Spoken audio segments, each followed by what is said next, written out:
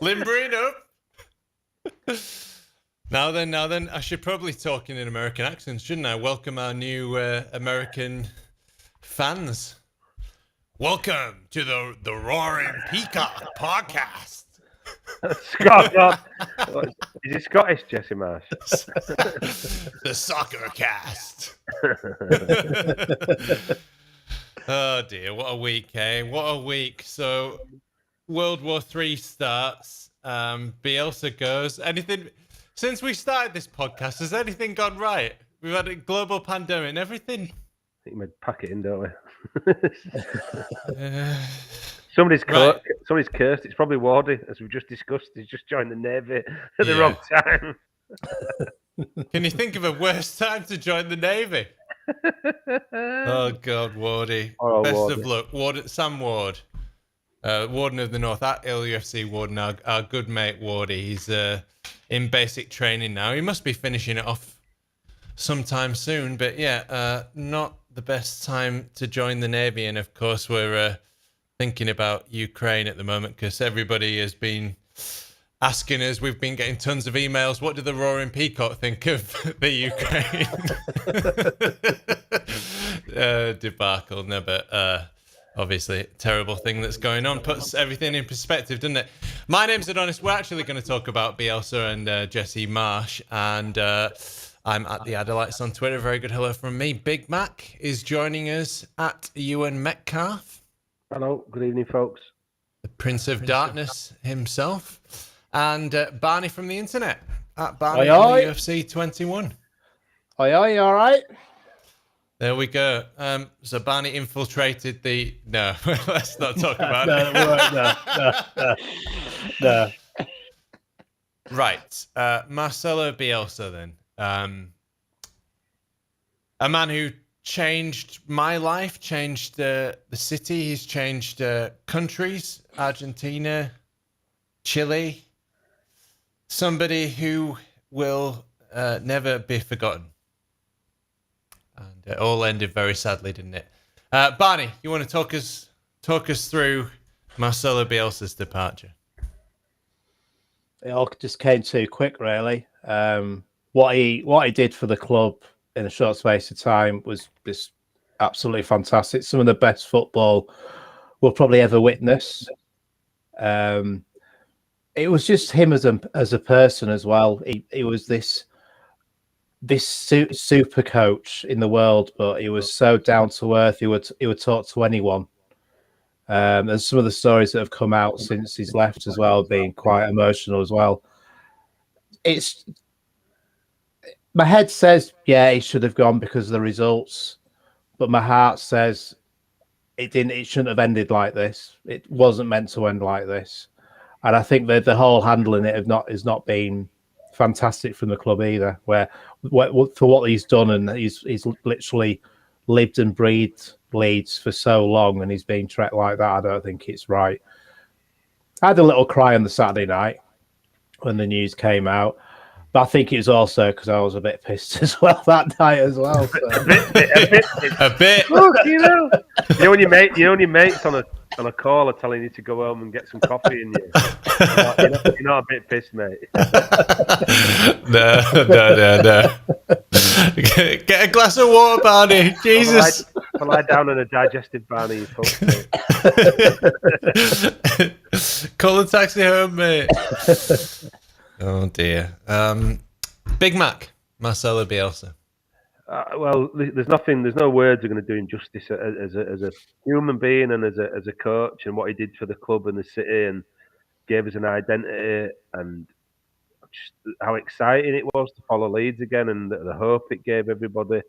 There isn't words to really describe that, so I'm not even going to try with my eloquent silver tongue to try and do that justice. But what I would say is that he sort of transcends football. You know, it wasn't just about what he did on the pitch. It was the way he carried himself. He never blamed anybody.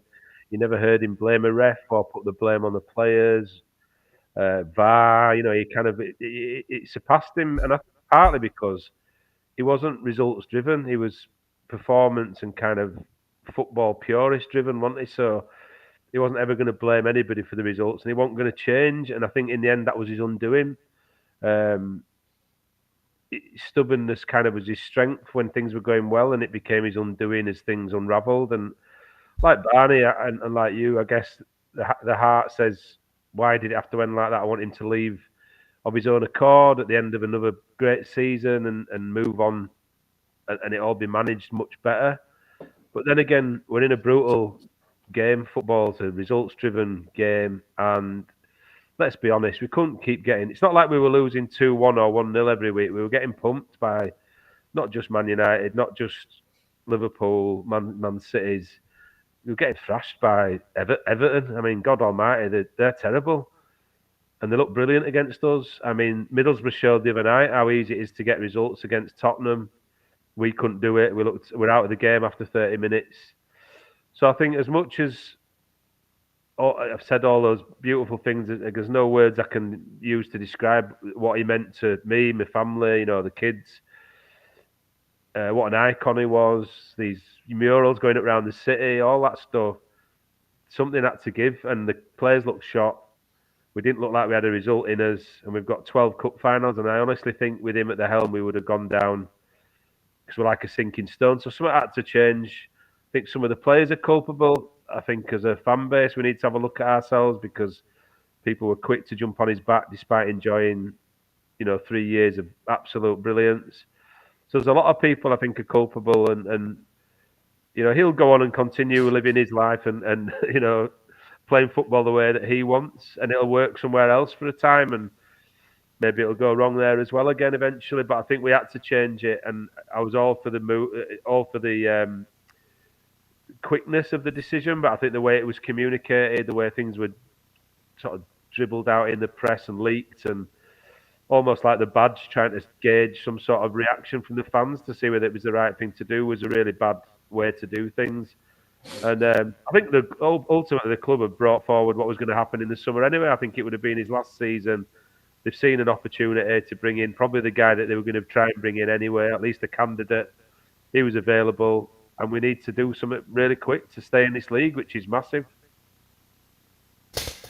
Yep. Can't disagree with any of that. Okay, Nora, that's an awful American accent. Scottish accent. I don't know what you're talking about, Nora.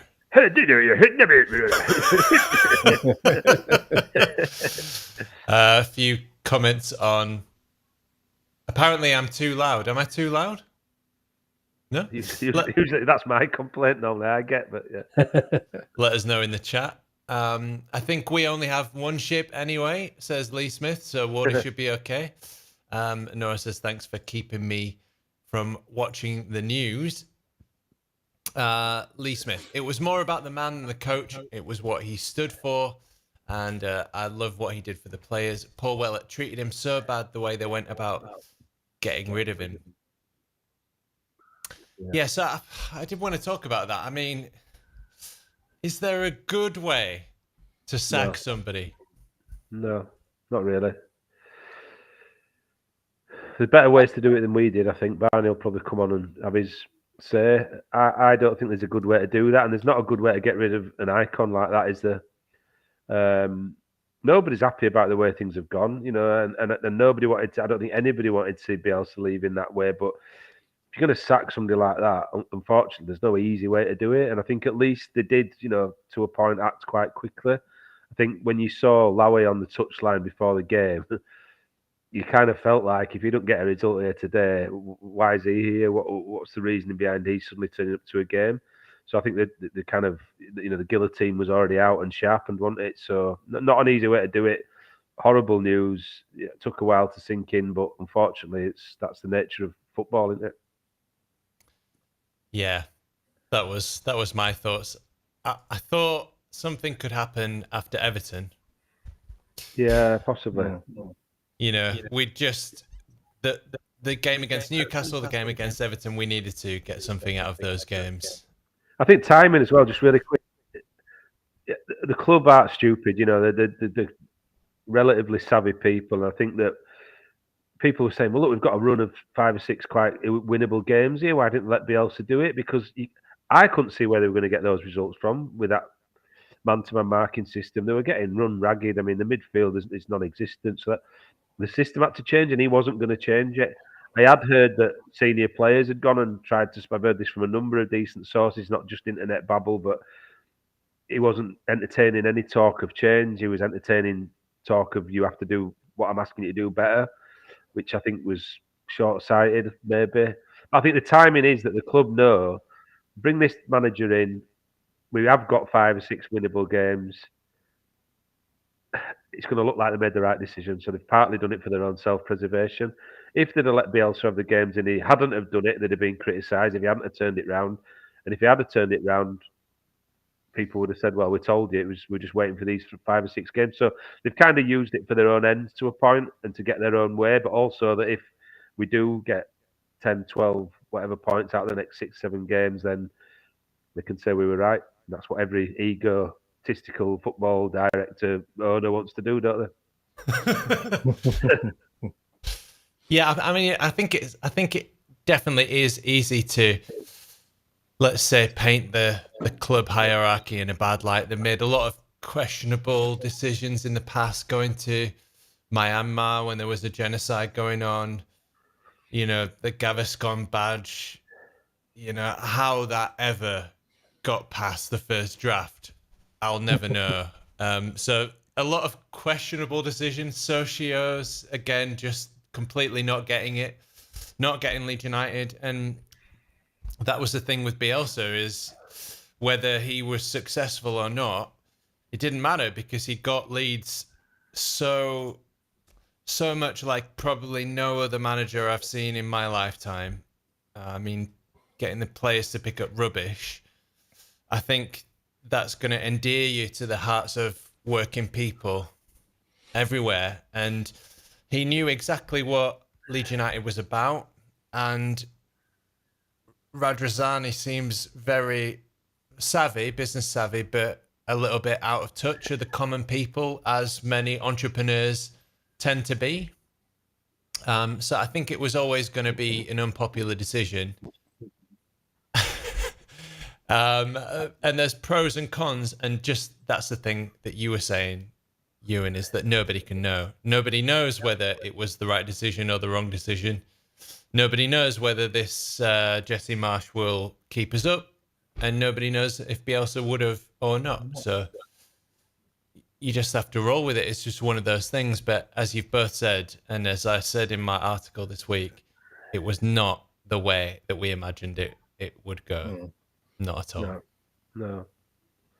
Very sad. Bielsa's last words, of course, says Lee Smith in response to, do you believe you can keep Leeds up? Gordon White says, we loved Bielsa, but the team was broken and it was such a shame. Paul Hunt, I was homeless for promotion season. The hope of us going up really kept me alive. I'm cool now, but I will always love Bielsa. He should have had the season. Wow. Oh, nice one, Paul. Yeah. Glad you got things sorted out, mate. Yeah. I do think that he's had that kind of effect on people. I remember the first, especially that first season, you know, I'm not a great student of the game in terms of outside of the Premier League. And I was just a bit like, oh, who's this guy? Here's another one, you know, yeah. Because we'd had so many, you know, Darko Milanic and whatever. Even some people have been saying, you know, this guy's a great manager and he could do well, you know, referring to Darko Milanic, you know, and even people before Heckingbottom, you know, people were saying, I'll give him a chance and whatever. So, but then he comes and every single press conference is like Alan Watts' speech, or you know, really going to the guru and sitting around the campfire and listening to the wise man. And it wasn't just about football either. He had some insight into how life should be and what you should be, what you should enjoy in life and things. And I think for me, I'm no expert in football whatsoever, but when you watch Bielsa ball at its finest, you understand how it works, and when you watch other teams trying to play attractive football, attacking football, you just know that our system, when it's on, it's absolutely fantastic to watch. And I am still a big fan of man marking. I am, because I loved watching those individual battles with players. But I'm not going to say we got found out this season with a man marking system. I just think that if you've got individual players out of that system, the whole system can break down. And just going back to the Spurs game, it was a weird day. It was a weird atmosphere all game. There was, as soon as the first Spurs goal went in, everyone was just resigned. We're going to get pumped here, big style. And it wasn't the resounding of, come on, Leeds, we know we can get back into this game again. And obviously, with the Dallas miss as well, you just knew that if that was the Dallas of last season, he would have scored because he had the confidence. But this time round, he just did not have the confidence. And at half-time, there was booing as well. And that's the first time I've ever experienced booing. Even when we lost against like Cardiff and teams like that in the Championship, we still knew that those players were playing at 100%. But the confidence has just gone. And it was a sad time because of these players that have actually just... they've done stuff that you never thought that these players could do. And at that time on the Saturday after the game, it just felt it's not working this anymore. It was upsetting to witness, and the fact that what Bielsa's done and we're booing because we weren't happy with that performance. And I think even probably Bielsa knew as well. My time's gone now. That's the thing. Yeah, I think just quickly on that, the shot to pieces, the team. I mean, I said it quite a while ago now. I can't see where the results are coming from. I can't see where they're going to pick up these 12, 15, whatever points, 18 points. You're looking at every game thinking Norwich will come fancying us, Watford will come fancying us. Everybody's coming expecting to turn us over. You know, Everton were low on confidence when they played us. Tottenham were low on confidence when they played us. Everybody's rocking up expecting to not just beat us, but comprehensively beat us. And once one goes in, the floodgates are open.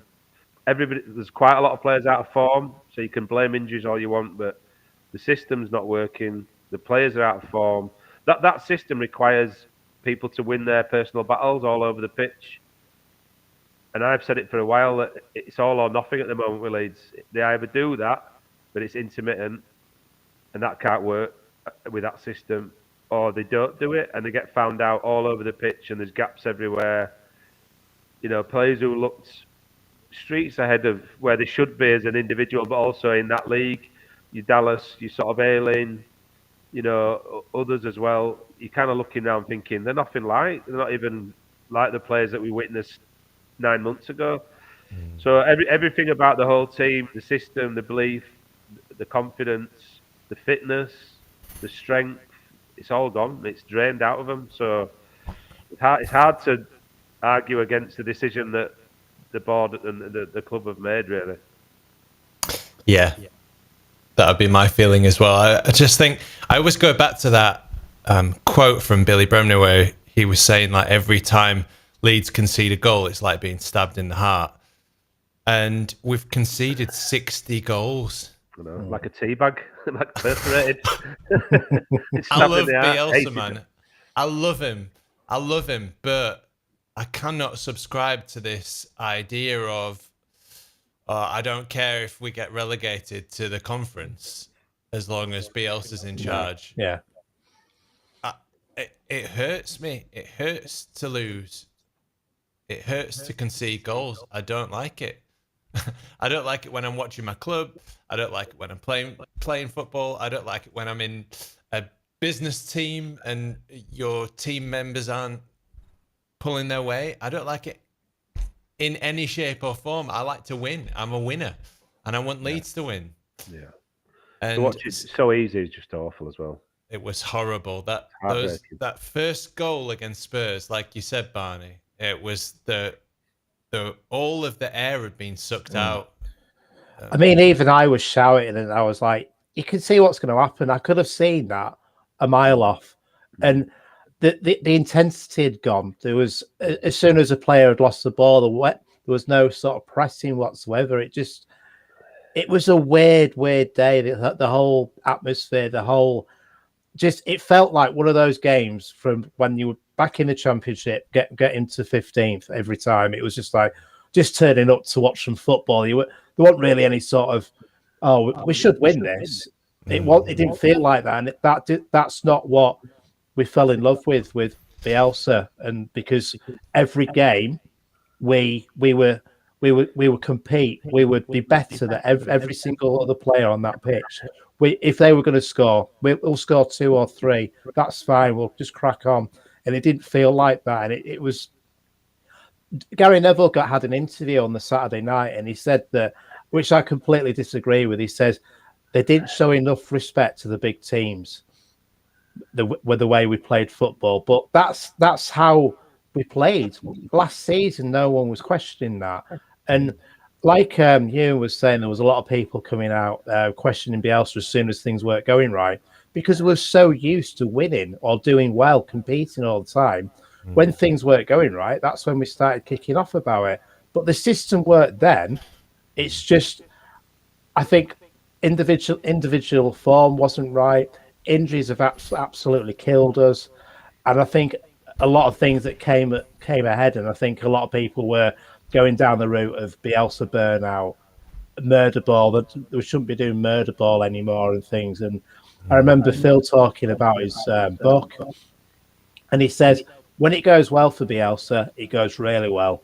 But when it doesn't work, it goes really, really badly. And I think that's what we saw these last few games. And I mean, I'm like you, Adonis. He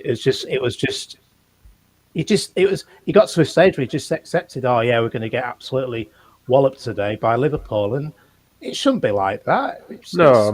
Liverpool, Man United, Liverpool, all them teams, Tottenham, they've dropped points against very average teams recently. Southampton, Burnley, Brentford. You kind of look and think, well, why can't we be that team? Yeah. Why can't we turn up and shock somebody or get a draw? You definitely didn't think like that. You thought we were going to get mullered every time. Yeah. And like you said, I mean, the club have had chances to resolve the injury stuff. You can only go on about injuries for so long. We had a load last year. We had a load at the start of this season. We had loads going through January. They never brought a midfielder in. They never brought a backup striker in. So you can only blame injuries so much. Other clubs probably would have dipped into the market to protect against it, and we didn't. And whether that's Bielsa, which people are saying, small squad, not appreciating certain players who I think would have made us better. It all leads to the same road, doesn't it? That we're struggling and we need to win 5 games and draw a couple more to stay in the division. Thing about man marking and Bielsa ball is that when I was a kid, going to watch Ellen Road, we generally played like 4-4-2 with Viduka and Smith up front. I mean, it was nothing fancy. It was very English. And we didn't have a word like transition, or at least I wasn't aware of it. I was just a kid. But there were counterattacks, is how I would have described it back then. And as soon as you saw the opposition and they had 3-on-3 or 4-on-4 or something like that, or 3-on-4, and they were moving quickly, you started to think, oh, we might concede a goal here. Counterattack.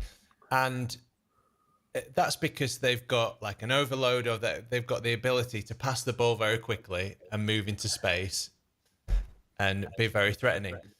Now, you wouldn't see that very much because you wouldn't get counterattacked as much as you do in football today, because football today, it's more like a basketball game. Yeah.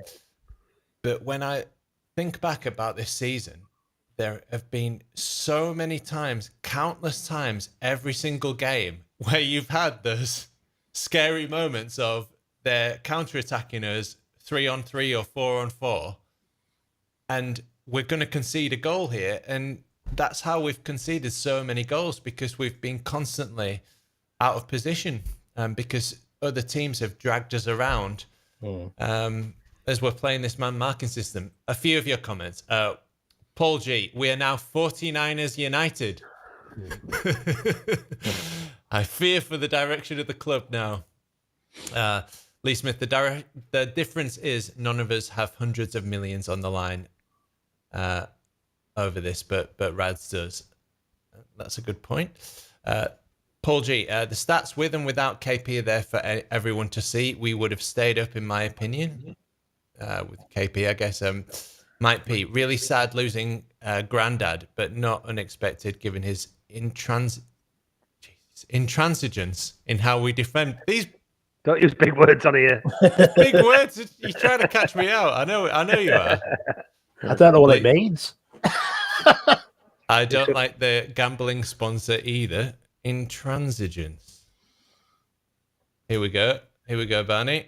Refusal to change one's views or to agree about something. He's stubborn. He's had the thesaurus out. He's got the thesaurus out on that one. Coming on here with your big words. Yeah.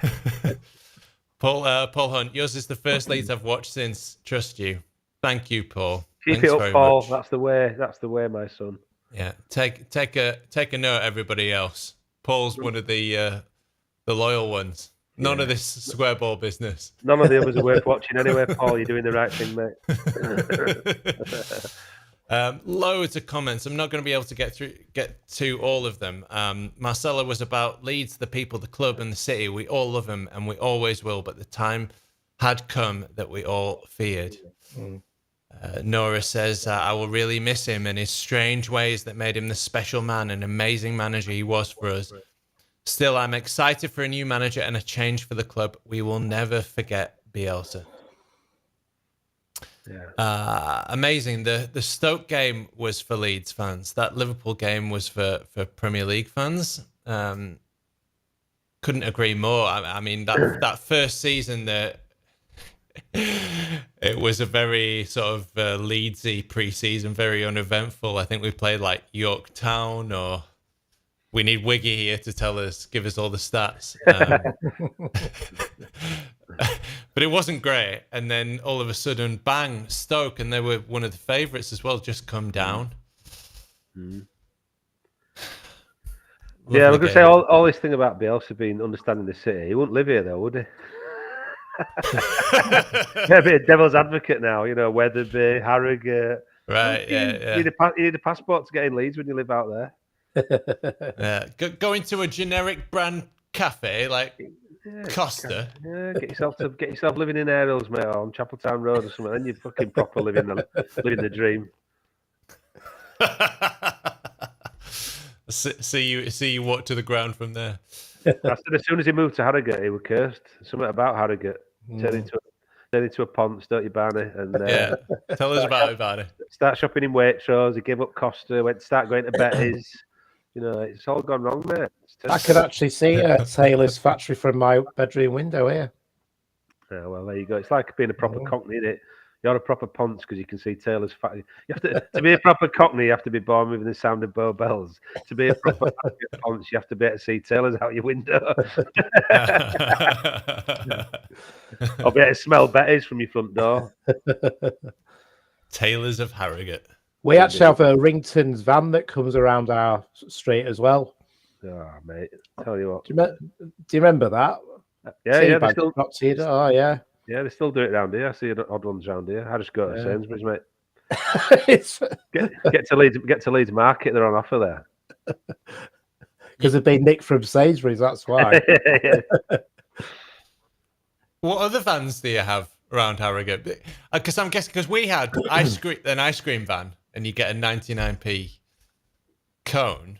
What do you have, like Rolex vans or something? All the kids go, yeah, mum, we can't buy another Rolex.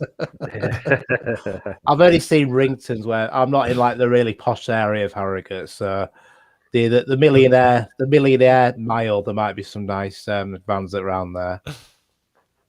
Oh dear. I'll try and get as many of your messages as possible. Okay. Gordon White, the players had lost faith in the system and tactics, and Paul Hunt says we looked depressed and tired against Liverpool.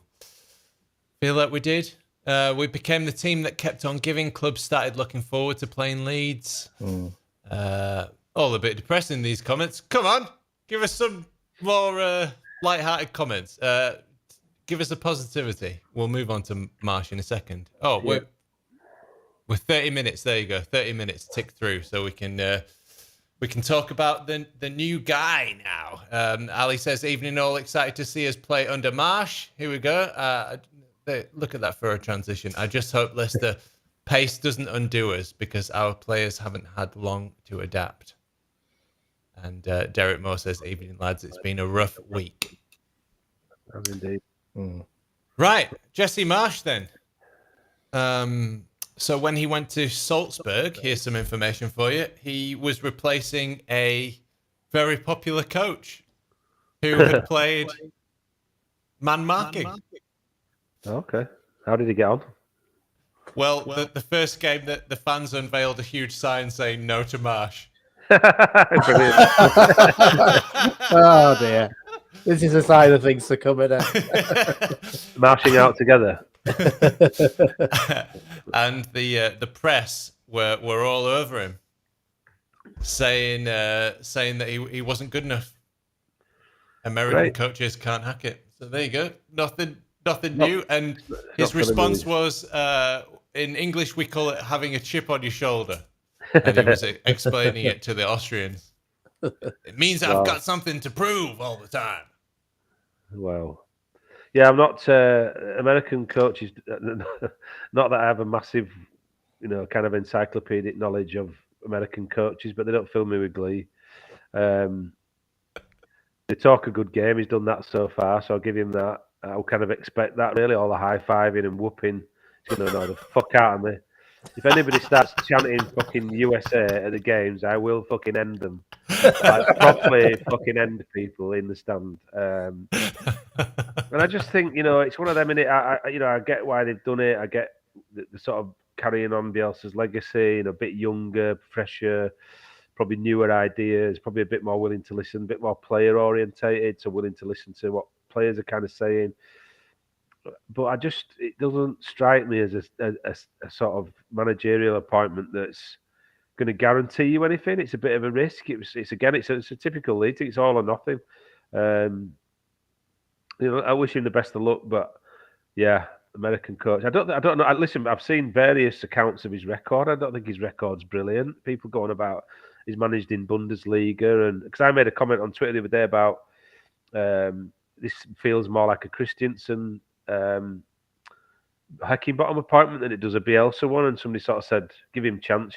He's managed he got a result against Liverpool, and he got the teams who play him in the FA Cup from League 1 and 2 get results against Liverpool, and he's managed in the Bundesliga. So what? What did he do in the Bundesliga? Did he do well? Did he stay long? I don't think he didn't last very long at Leipzig, did he? I don't think. Pretty okay record. I mean, it's not filling me with glee. I'm not making it any more positive. Barney's like the positive one. I was going to say. Positive. Barney's we should have gone to Barney. Barney's the positive. I'm going to leave that for last, though. But Barney's the positive one, and even he was depressing in first bit. So we've got no hope. But I wish him best of luck. Listen, he's going to be motivation. He's going to get him going. But it's not. I don't know. It's a big risk, isn't it? Massive risk. Yeah, we've had a look at a few of his seminars and interviews. We've had a look at his analysis as well. So he does look good. I'll get onto that in a second, but I'll ask you, Barney. Anyone that would take over from Bielsa is going to be hard work for them. But I like the way he does a pressing game, and it does a really attacking game as well. But it's not individual man marking; it's actual pressing together in packs, which I'm quite impressed about.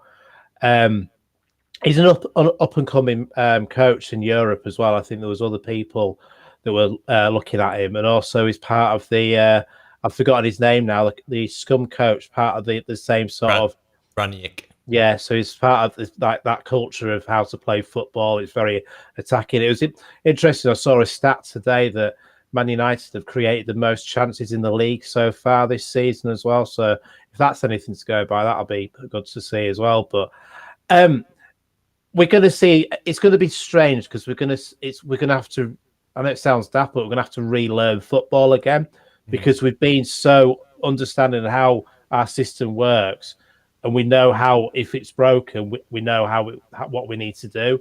So it's going to be a completely different formation.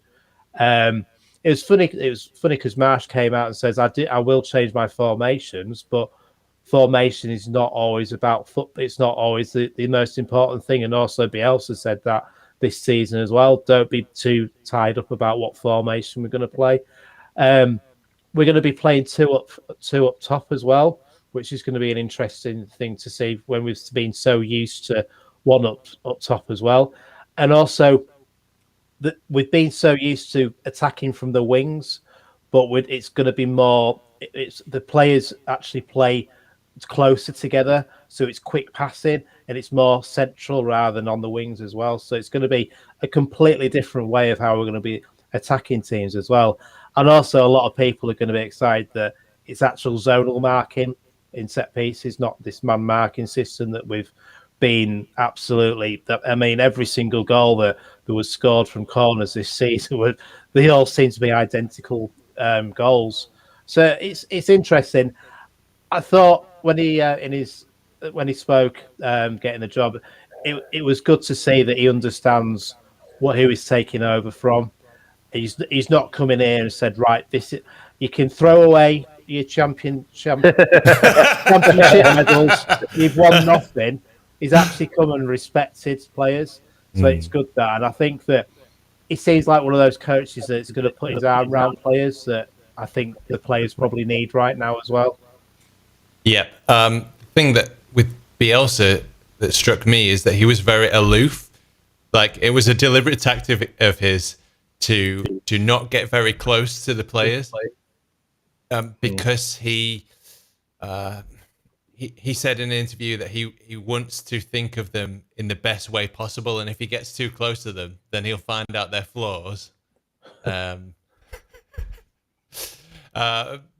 it's basically like having a girlfriend and then you marry them and you actually find out what they're really like when you marry them, isn't it? Right. Yeah. My wife's not watching this, so it's all right to say that. I'm going to say, yeah, get away with that one.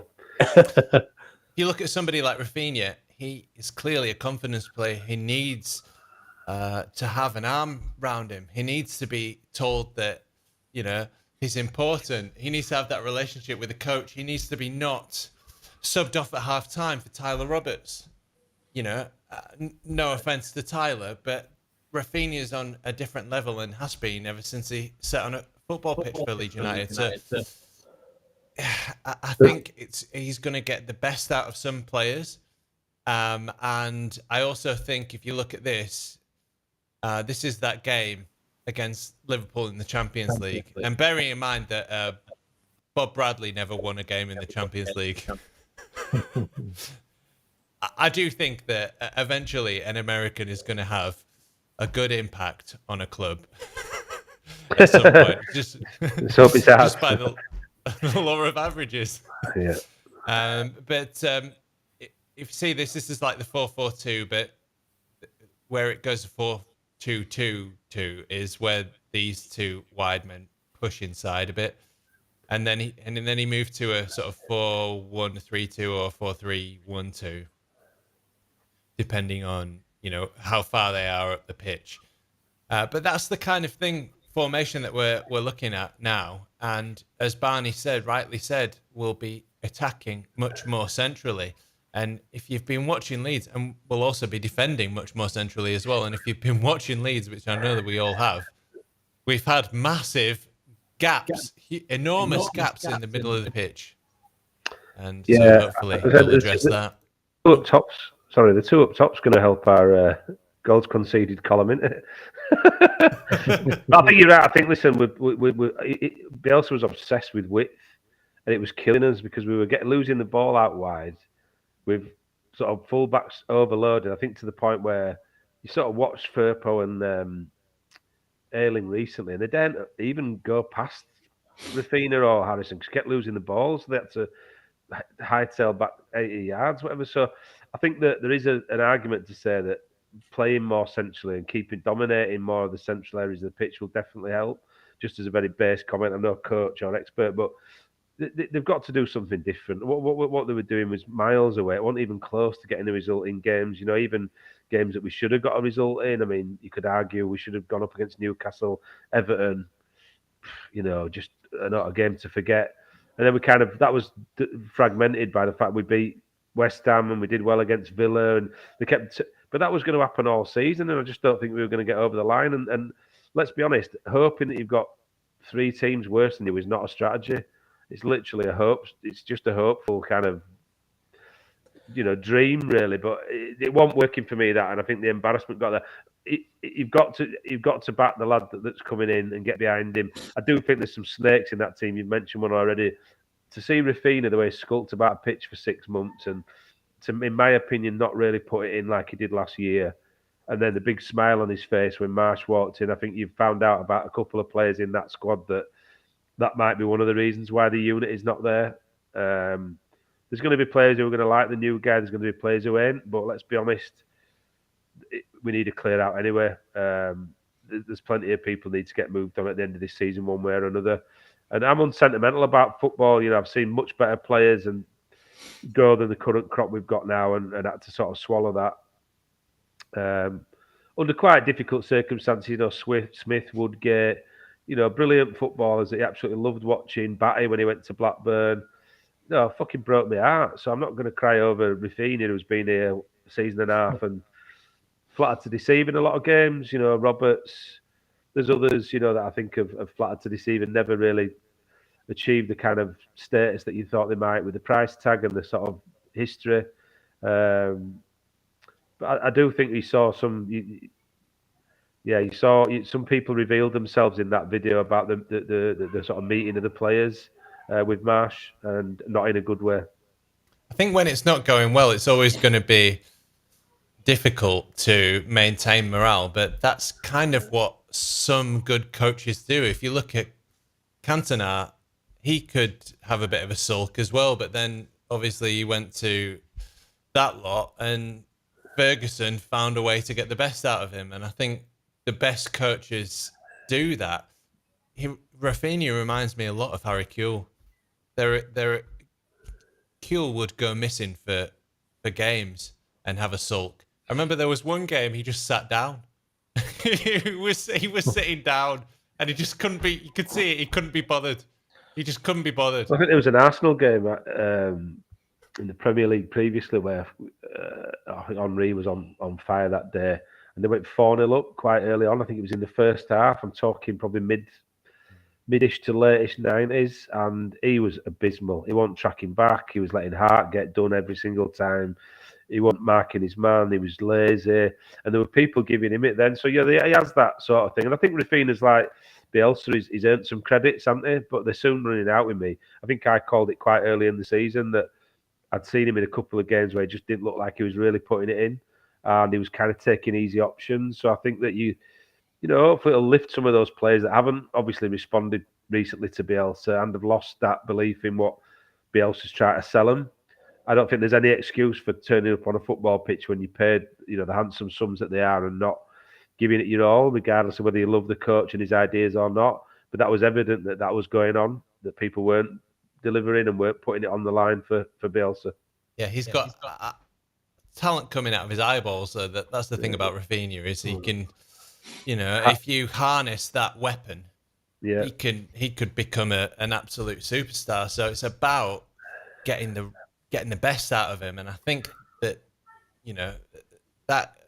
that really shows what a coach can do, is if a coach can get the best out of him. So hopefully Marsch can do that.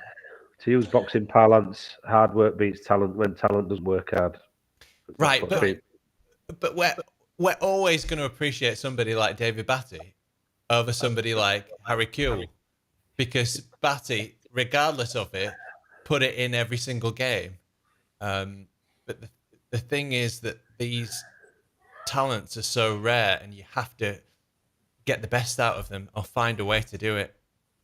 But that's that mercurial, that's that man management thing, isn't it? You can't manage a Batty like you'd manage a Rafinha. You have to know how to manage Rafinha, and like Cantona, he was made the star, and that's what he wanted. And that's what Rafinha wants. He'll want to go to a much bigger club than us and still be lauded as the best player at that club. Unfortunately, Bielsa isn't that man. He don't give a shit. Mm. And that led people to love him even more. Anyway, we're talking about Marsch here. Yes. All right, Ali. As far as I can tell, he went into Leipzig after a defensive manager. So the players weren't suited to his methods and had to completely change their ethos. True. Yep. But the difference is he had a summer to do it. When he was at Leipzig, the players found it hard to adapt to the high press. Plus, his wife had cancer, so the parting of ways was mutual. Yeah, those players at Leipzig, they were playing more possessive football. And his style is very much heavy metal. If you think about Jurgen Klopp, it's in that mold. I think he's probably a decent choice as a replacement, but it really should have been in the summer. Says Nova. It's good to see you, Nova, by the way. I think a lot of that love that we have regained for football is going to wane now. And Nora's referring to our marriage. We're not married yet. Right, this is the passing map from Red Bull Salzburg versus Liverpool. And what you can see here is these long balls. So this is what he favours. So if you can imagine with Leeds, he'll be looking at playing long balls from the centre-back. So Strauch, Llorente or Koch or whoever is in those positions. And often to the forwards. So like the 2-2s, the 2 forward 2s, if you see what I mean. So the strikers and the wide men. Better up our centre halves have got our passing boots back on again. Fucking the distribution from Melia, Llorente, Struijk, and that thus far, or certainly in large periods of this season, has been fucking appalling.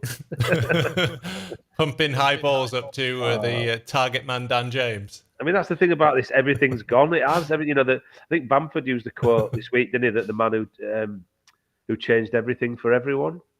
Well, it's literally changed everything for everyone recently because Melia can't kick a ball. He can't. His distribution's awful. I mean, Llorente came and he was pinging balls diagonally without looking. 40, 50 yards straight to feet. He can't do that for love nor money now. It's like it's completely gone on it. But yeah, I mean, focusing on Marsch. Listen, wishing the best of luck, and I think this style. You've got to continue the ethos and the culture that Bielsa's set off. So you've got to get a coach that's of that ilk and he's going to continue that journey, definitely 100%. And the thing is, the fans are going to demand it now. We've had the taste of what that looks like, but it's just got to be done better. And we can't be getting pumped by, whether the big clubs or not, rivals week in, week out.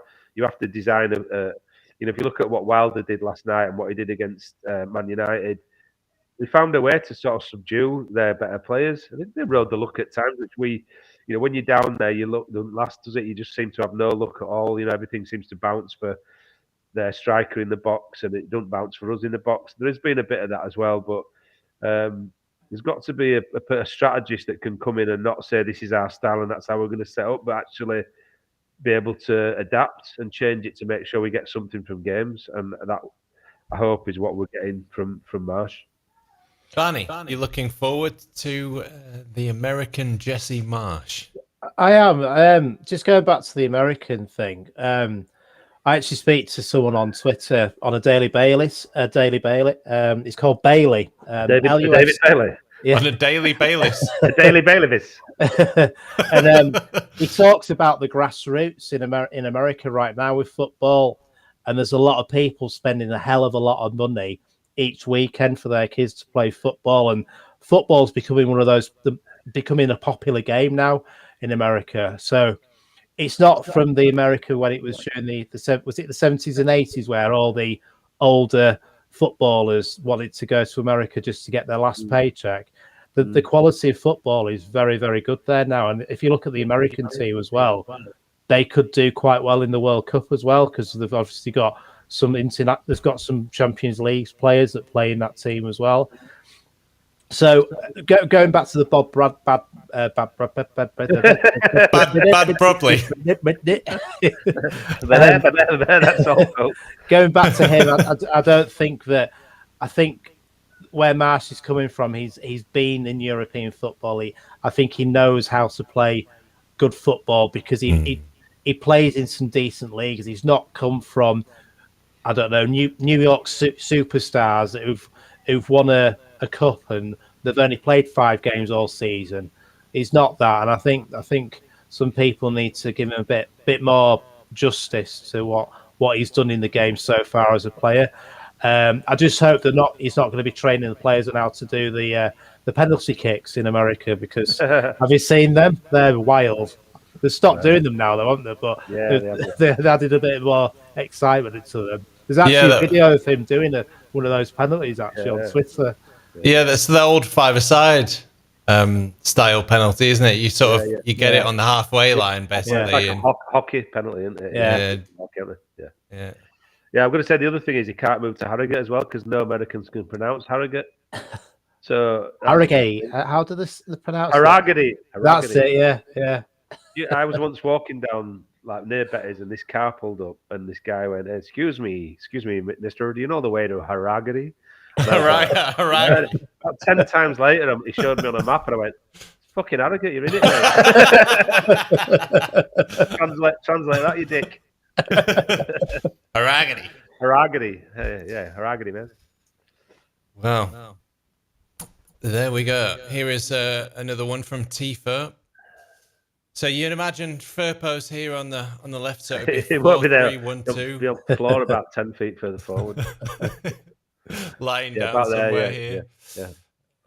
Strauch, Lorente, Ayling. Midfield 3. Of Phillips. somebody. Hopefully soon, yeah. Dallas, Click. And then here you've got Aronson and Minamino. No, who knows? Who really knows? But Rodrigo and Joffrey and Tyler Roberts is going to be playing up front in it. Fucking hell. Fucking hell. Watch him save our season and score. Stop it. Saving nothing. Jesus Christ. Please don't come in and fucking. Oh, do you know what the worst thing is? His assistant's John Tashok's son, isn't it? Yeah. Oh, really? Yeah. So guess where he's from? He's from fucking Wales. Who does Tyler Roberts play for? Fucking Wales. So who's he going to be picking as his fucking blue-eyed boy? Fucking Tyler Roberts. Jesus Christ. Club captain Tyler Roberts. Fucking hell. That's me done, man. Wow. Oh dear. 8-Ball Alley. The thing I like most about what he says is we won't put in high balls to make it easy for opposition defenders. We'll put the ball in hard and low and hopefully behind the defenders near post. There you go. I mean, Strauch's been looking quite good. We've scored quite a few goals actually from corners.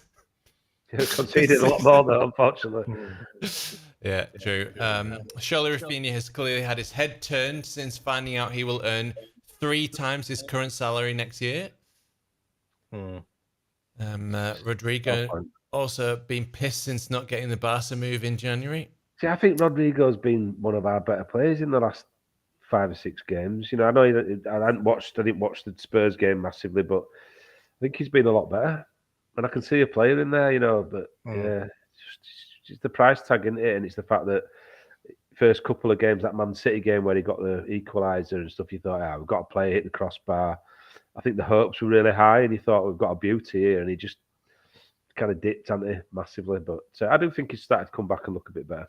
And I think this new system that we're going to be playing, I think it's going to suit him more because there's not much more. There's not a lot of emphasis on the forwards to press the ball as much. It's more the units behind the forwards. So I think in a 2 he could be really good with Joffrey. I tell you what, for all the Tyler Roberts jokes, I think he could be really dangerous with Joffrey in a 2. And not having, like you say, not having that pressure. Even in a 10, that proper 10 role that he's got in that diamond there, it could be much more effective. But asking him to do that working back thing, I don't think that's him, mate, to be honest.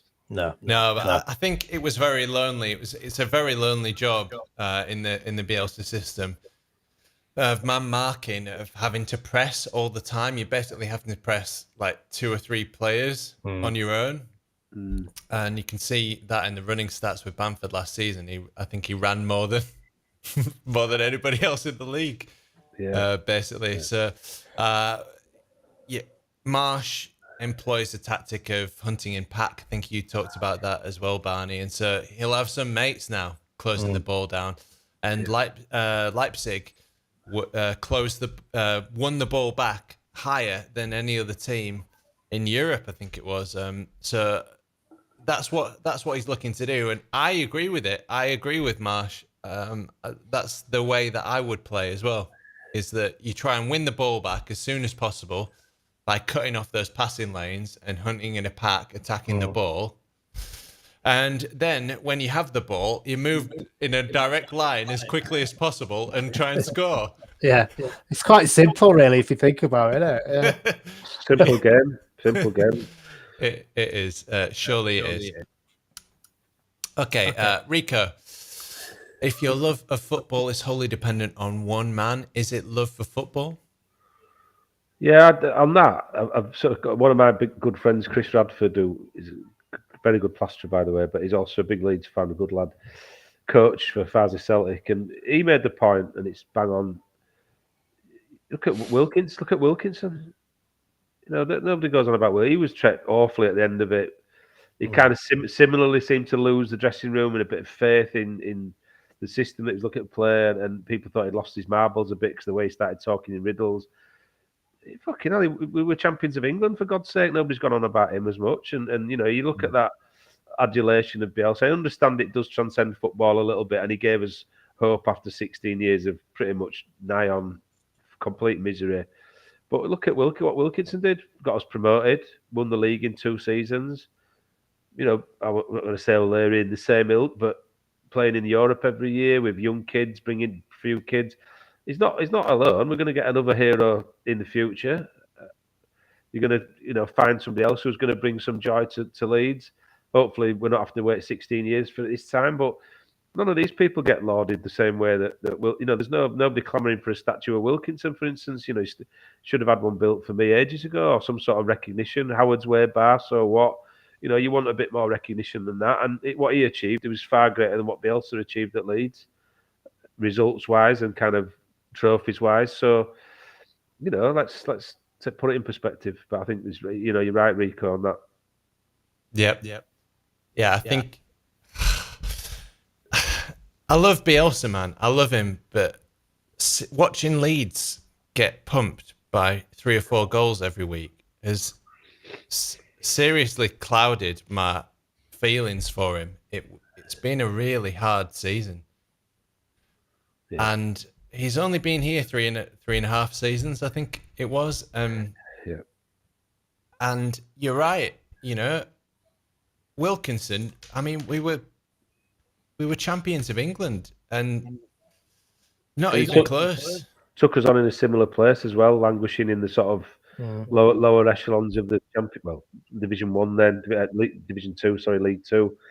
So let's be honest, a very similar transition, but with far greater success. It was easier to do it back then, admittedly, and it's much more difficult now with the money that's come into the game and the Premier League and so on. But still a massive achievement, and did it for longer, and ultimately achieved the best goal, which is to come up within 2 seasons have won the league, which I don't think anybody will ever do that again.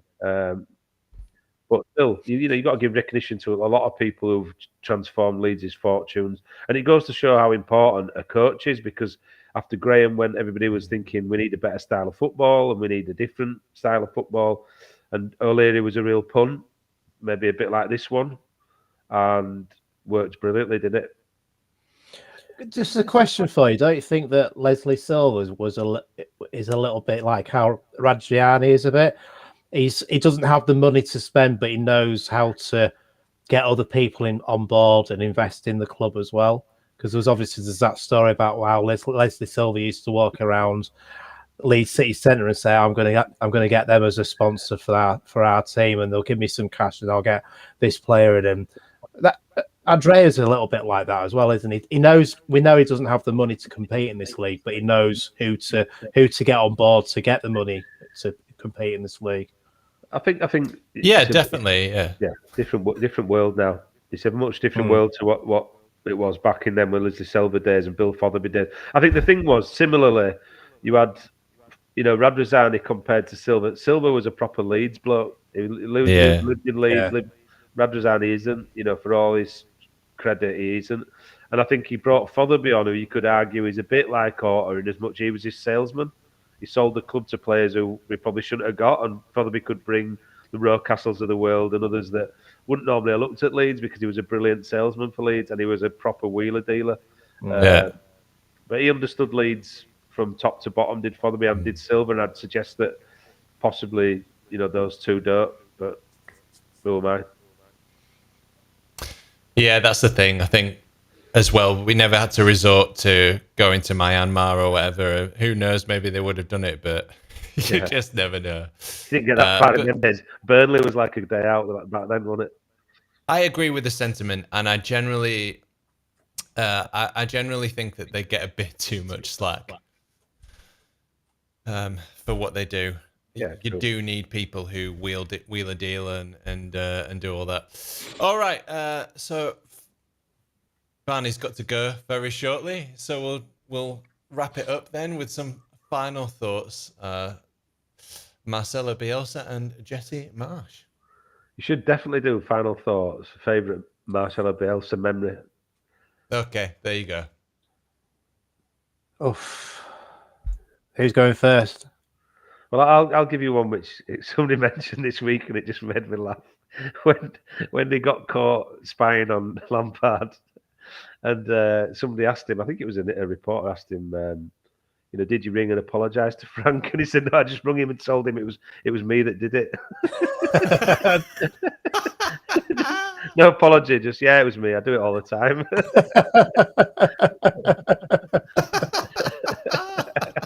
It's absolute class. I think on a football front, I think his goal celebrations, that double fist pump, he had like the same sort of meticulous way of, walking up and down the touchline, on his haunches, on the bucket, drinking his coffee, putting his hat on badly. But the double punch, fist pump sort of goal celebrations are just, his post-coital sex glasses. There's so many. That's the thing about the transcending football. He did, just his whole personality took you away from the norm, the kind of cliches of football, and I think that's the greatest memory about him. Is that he sort of he did transcend football, and some of his philosophical views on I don't know if you watched it, but they showed a clip of his on the Leeds United video from last season, the Take Us Home, about his view on fans being the only important factor in football and the only constant. And that was a beautiful thing. I mean, that was the only thing that made me get a little bit emotional, was his kind of view on the fans. Because one thing you can say about him, unlike other managers of other clubs, is he proper valued the fans and the people that turned up every week, and ultimately wanted to make it all about them, which is pretty rare. So I think that, again, being a bit serious about it for a minute, that would be my greatest memory of him. It also gives me a chance to go to Rosario and go watch him manage his next club, maybe, because I'm going to watch Pablo in May. So the next trip's going to be Rosario, boys, to go watch. Do a sort of Mecca trip to what do you call it, like a religious venture over to Argentina. That's got to be on the cards. Okay, Barney, have you got a favourite Marcelo Bielsa memory? I think I looked forward to the press conferences and how he spoke about football and how football should be, and how it's evolved into this massive monster. And it's not about the football anymore. It's not about the fans. It's just about more money all the time.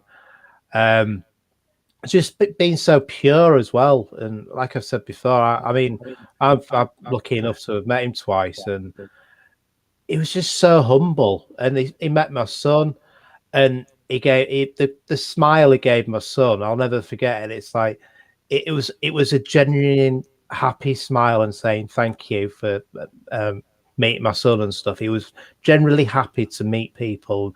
He would never turn people away. And obviously, when he used to come off the bus on the West Stand and give sweets out to the kids and stuff, he just generally just loved being with the fans. And you don't get that with coaches nowadays in football, I don't think. Can't believe you only met him twice, considering he used to camp outside his house, mate. follow him to the baths. Yeah, there's so many memories, isn't there? I think narrowing it down to one just does the man such an injustice because there's so many. You know, he will be the only coach, I guarantee it, or almost guarantee it, who would give Aston Villa a goal, or bring Tyler Roberts on for the 40th time. You know, with just insurmountable faith. You know, this time, Tyler, this time it's going to work out. You know, making the players pick up rubbish for 3 hours. You know, from the very start, when somebody leant against a wall and put their dirty footprint on the wall and said, "No, you can't do that. You got to respect the property." You could probably talk for hours about it. Probably my very favorite one had to be the press conference though. I thought that he was going to resign, or I thought he'd been sacked, or do you know what I mean? I thought something crazy had happened, and no, it wasn't. It wasn't any of that. It was a 45-minute lecture on how to beat Derby County.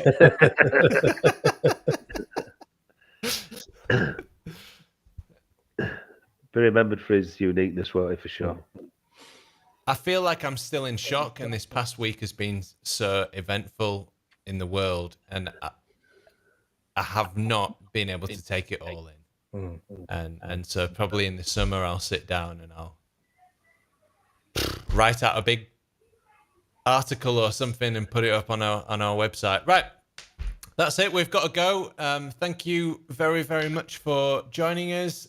Please give us a like and a subscribe and all that good stuff. And we'll see you very soon. And hopefully we can celebrate some good old American wins. Indeed. On the podcast today was Barney from the internet at Barney LUFC21. Go follow him for more deleted profile pictures. One day we'll Barney, talk about that. Machiavelli, the Prince of Darkness at Ewan Metcalf. Yeah, thanks guys for watching, and all the best for some positive results over the next few games. I can't wait. I'm excited again. And I am Adonis at the Adelites. Thank you very much. Come on, Leeds! Come on, Leeds! USA!